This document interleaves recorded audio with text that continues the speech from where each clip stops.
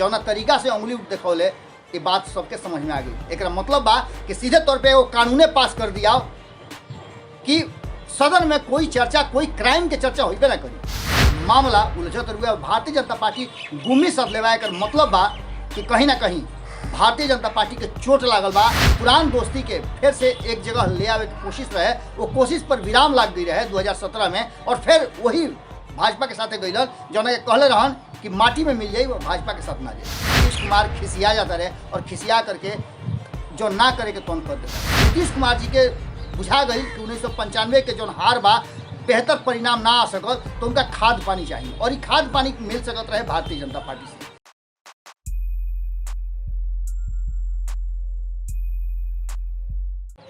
इतिहास फिर से दोहरावे के तैयारी बा। इतिहास फिर से दोहरावे के तैयारी बा।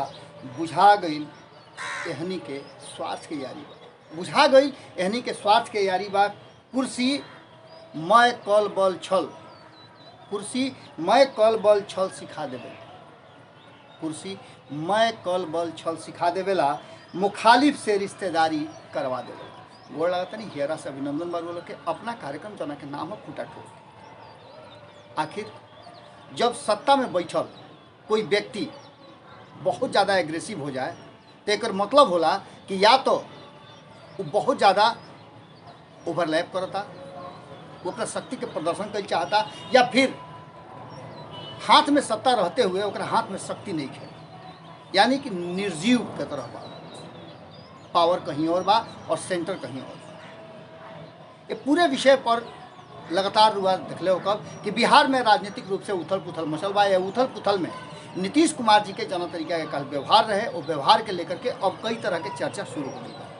लेकिन ये सारा बात के लेकर के अब नीतीश कुमार जी के जो इतिहास बा, उनकर ये जो यात्रा बा राजनीतिक, एक और अब पुरान नया सब खंगारल जाए लागल बा। और एक खंगारला से एक बात स्पष्ट हो गया होते हुए कि नीतीश कुमार जी ये पूरे एक्ट के पीछे एक बड़ा रणनीति बा। सबसे पहला बात तो आज जौन रुआ लोग सामने विषय लेके आयल बानी, वो विषय में नीतीश के अंतरात्मा जागल। रुआ जानते बानी कि नीतीश कुमार जी का अंतरात्मा जब जागेला तो कोई बड़ा परिवर्तन होला, और नीतीश कुमार जी का अंतरात्मा तबे जागेला जब उनका पर दबाव बढ़ेला। एक प्रमाण और इतिहास दोनों गवाही दे रहा बा। नीतीश कुमार जी के अंतरात्मा जागल, सिंहासन फेल डोले लागल। अब ये बात के जो समझी कि अगर भारतीय जनता पार्टी जौना तरीका से नीतीश कुमार जी व्यवहार कैले है वो तरीका से वो व्यवहार करे लगी तो स्थिति कहाँ जाई, का हुई, वो बात खूब समझ रहा है। लेकिन भारतीय जनता पार्टी और जौना तरीका से विधानसभा के अध्यक्ष स्पीकर विजय कुमार सिन्हा व्यवहार कैले और जौना तरीका से बात के ओ घड़ी तमा दिले, इस साफ बता रहा बा कि कहीं ना कहीं भारतीय जनता पार्टी अभी भी असमंजस के स्थिति में बा कि ओकरा करे के खाबा। सत्ता बनौले रखे खातिर वो नीतीश कुमार जी के सामने झुके खातिर तैयार बा। लेकिन ये पूरे विषय में बीजेपी के हरावल जा सकेला, ये बात सुन के नीतीश कुमार कहीं ना कहीं अब एकरा पर एक्ट भी शुरू करे के शुरू कर दिले बा। नीतीश कुमार जी के बात वालों को पहले बतौले रही कि बुझा गई बा कि जब उत्तर प्रदेश सहित अन्य राज्य में चुनाव भइला उनमें वोट के प्रतिशत आंकड़ा बड़ी कम बा।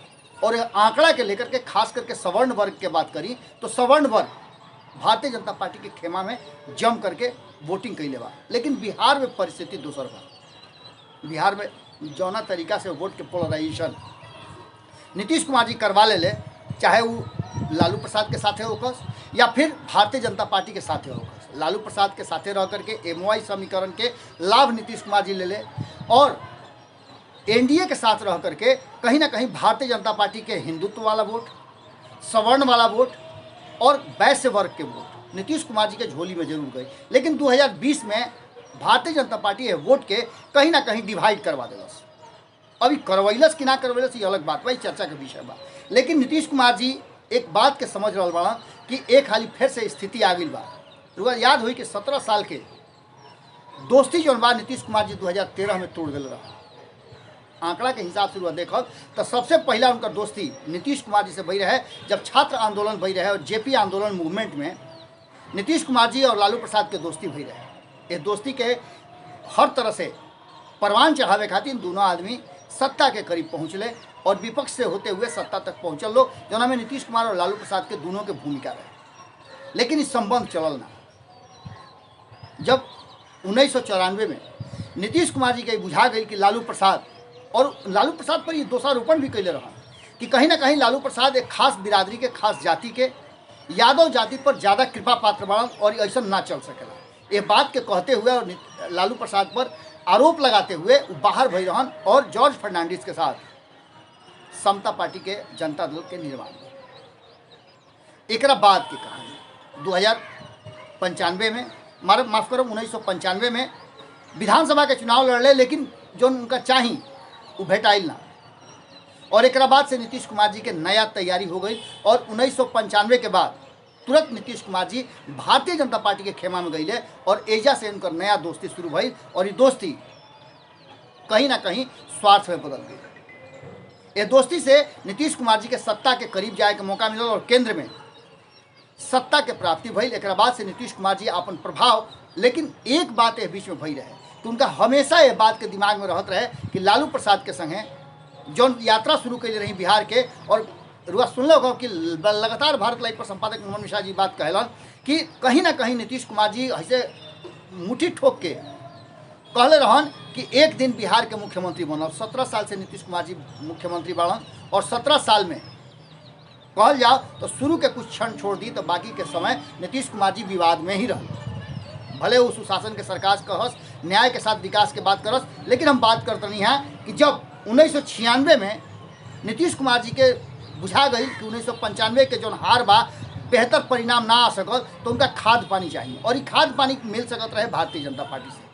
कारण कि कांग्रेस के तरफ जाना सकत रहन। कांग्रेस जो बा वो नीतीश कुमार के छोड़ करके लालू प्रसाद के साथ सत्ता के साझेदारी करता है, और ऐसा स्थिति में नीतीश कुमार जी के विकल्प के रूप में और खाद पानी खातिर भारतीय जनता पार्टी भेटाइल और भारतीय जनता पार्टी के साथ यात्रा शुरू कैले।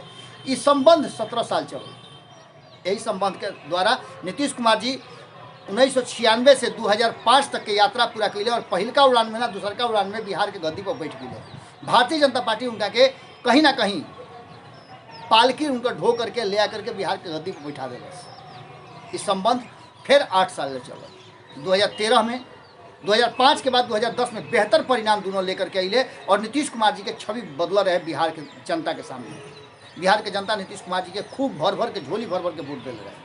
लेकिन 2013 में नीतीश कुमार जी फिर से एक बार अंतरात्मा उनकर जागल, और अंतरात्मा जागल तो भारतीय जनता पार्टी से अलग हो गए और मुद्दा नरेंद्र मोदी को बनौले कि नरेंद्र मोदी के अगर हाथ में इस देश के कमान जाई तो देश में अराजकता फैल जाए, माने कट्टर हिंदुत्ववाद और सांप्रदायिकता पर बड़ा खतरा हो जाए, सांप्रदायिक सौहार्द बिगड़ जाए। ऐसा बात के कहते हुए अलग हो गए रहे। लेकिन 2014 में नीतीश कुमार जी चुनाव लड़ले और फिर से उनका अंतरात्मा जागल, और अंतरात्मा जागल तो वो अपना मुख्यमंत्री पद से इस्तीफा दे दिले। मुख्यमंत्री के पद से इस्तीफा देला के बाद 6 महीना 7 महीना भी ना भइल कि उनका मन फिर से डोले लागल, और जैसे ही मन डोलल तो फिर सत्ता में भी डोले लागल। एक बार फिर से बिना कोनो शर्त 18 साल के बाद वही लालू प्रसाद से साथ ले ले और सरकार अल्पमत के सरकार जो रहे ओकरा के चलावे खातिर लालू प्रसाद और कांग्रेस के साथ मिलल।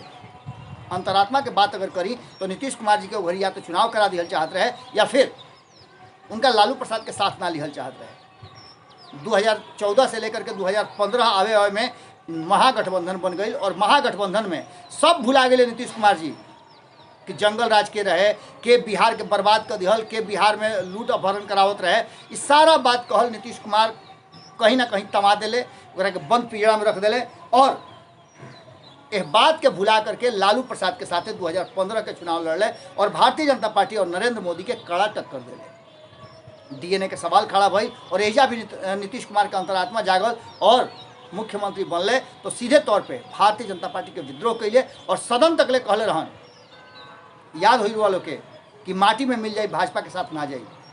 ऐसा कई गो बात भइल बा। चंदन विश्वव्यापत नहीं भी बात कहले रहन, और एक घड़ी यह बात के समझ के जरूरत रहे कि बिहार के जनता को संदेश का दिल रहे। एक खाली फिर से नीतीश कुमार जी 2020 के चुनाव के बाद असमंजस के स्थिति में बा।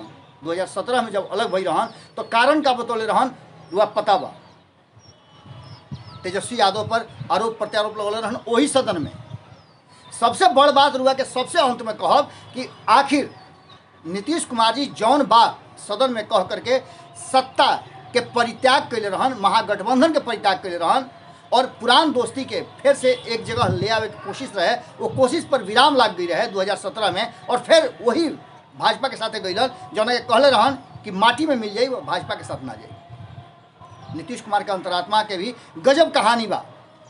ये कहानी जब दूसरा खातिन होला तो कोनो दिक्कत नहीं खे, सदन में हर चर्चा हुई, सदन में केकर कुर्की जब्ती भइल, केकरा पर आरोप लगावे के बाद केकरा पर चार्जशीट हुई, के गलत कैले बा, केकर नया शोध आयल, केकरा पर चार्जशीट दाखिल हो गई बा, इस सब बात के लेकर के उस सरकार तक ले गिरा सकत रहे, सरकार बदल सकत रहे। लेकिन जब नीतीश कुमार जी के ऊपर या नीतीश कुमार जी के कोनो मंत्री के ऊपर आरोप लागत रुए और सदन में ही लगता कि यह जांच में कहीं ना कहीं कोताही हो रहा बा और विधानसभा अध्यक्ष तक के बात नहीं के मानल जात, तो युवा समझ ली कि नीतीश कुमार जी कहते रहे कि न्यायिक मामला है, एकरा के सदन में ले आवे के जरूरत नहीं है और एकरा पर सदन बेकार होता। और विधानसभा अध्यक्ष के जौना तरीका से उंगली देखौले ये बात सबके समझ में आ गई। एकरा मतलब बा कि सीधे तौर पे वो कानूने पास कर दिया कि सदन में कोई चर्चा, कोई क्राइम के चर्चा होइबे ना करी, क्राइम और करप्शन के चर्चा हो ही ना। गजब तरह के शासन, गजब तरह के चर्चा चल रहा बा। ये चर्चा के लेकर के नीतीश कुमार जी एक बार फिर कटघरा में खड़ा बा और उनका अंतरात्मा कहीं ना कहीं हिल डोल के स्थिति में बा। अगर नीतीश कुमार जी का अंतरात्मा फिर से हिलल डोलल तो कहीं ना कहीं बिहार में एक बड़ा परिवर्तन होने की स्थिति आ रहा बा और ये परिवर्तन कहीं ना कहीं ये बात की तरफ इशारा कर रहा बा कि नीतीश कुमार जी आगे का करी है। 2014 में जब नीतीश कुमार जी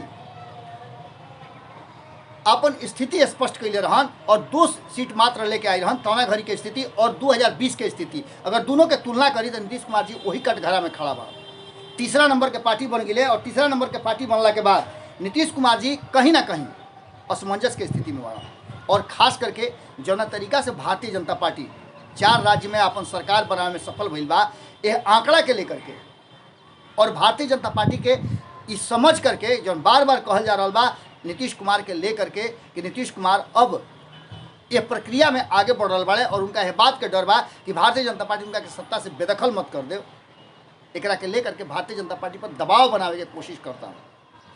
गृह विभाग पर लगातार उंगली उठ रहा बा और इस सारा बात के लेकर के एक बात तो कहीं ना कहीं नजर आ रहा बा कि नीतीश कुमार जी जौना तरीका से व्यवहार करते रहे और आज जो सदन में देखे के मिलल कि कहीं ना कहीं भारतीय जनता पार्टी के साथ और सदन के गरिमा के बरकरार रखे खातिर विपक्ष पूरी तरह से नीतीश कुमार जी के विरुद्ध में खड़ा हो गई और साफ कहना बा कि नीतीश कुमार जी के एकरा खातिर माफ़ी मांगे के पड़ी।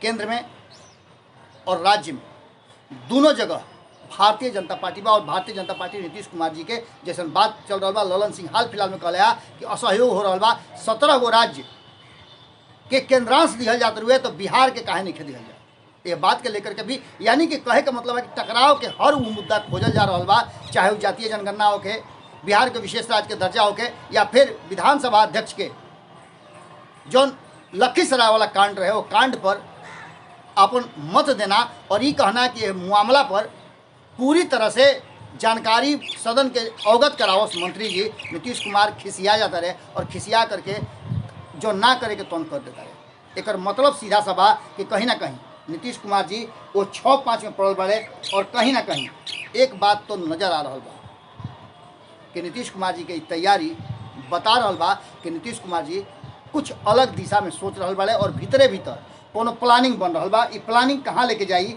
ये बात अब धीरे धीरे खुल के आ रहा बा। खास करके संपादक नमन मिश्रा जी ये बात के कहले कि जौन RCP सिंह रहन और दूसरा तरफ सुशील मोदी रहन, ये दोनों कड़ी के काम करते रहे भारतीय जनता पार्टी और नीतीश कुमार के बीच में। ये कड़ी समाप्त हो गई बा और ये कड़ी समाप्त भइला के बाद अब कहीं ना कहीं मामला उलझत हुआ और भारतीय जनता पार्टी गुम्मी सद लेवा कर मतलब बा कि कहीं ना कहीं भारतीय जनता पार्टी के चोट लागल बा और जब घवाहिल आदमी हो जाला तो घाव के याद रखेला, जख्म के कुदेदत रहेला और कभी ना कभी ओकर बदला जरूर लेला।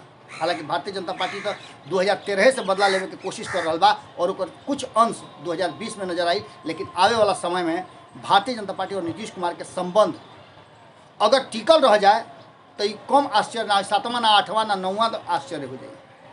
आज के खूटा ठोक में दो लोग से ये विदा ले ये बात के साथ कि का विधानसभा में या विधानमंडल में विधानमंडल सत्र के दौरान अपराध के, भ्रष्टाचार के चर्चा ना होके के चाहिए। जैसे कि नीतीश कुमार जी संविधान के हवाला दे रहे कि ये सब संवैधानिक बात बढ़ुए, ये सब न्यायिक प्रक्रिया बा, एक चर्चा यहाँ ना होके के चाहिए। तो का रउआ लोग सहमत बानी? और खास करके विपक्ष और सत्ता में बैठल लोग से भी हमारा सवाल बा कि का सदन में अपराध के और क्राइम, करप्शन, क्रिमिनलिज्म के चर्चा ना होके के चाहिए? रउआ सवाल के जवाब जरूर दे, हमारा पूरा उम्मीद बा। फिर काल रउआ लोग से यही ठेहा पर भेंट हुई जो ना के नाम खूटा टोक के गोड़ लगा।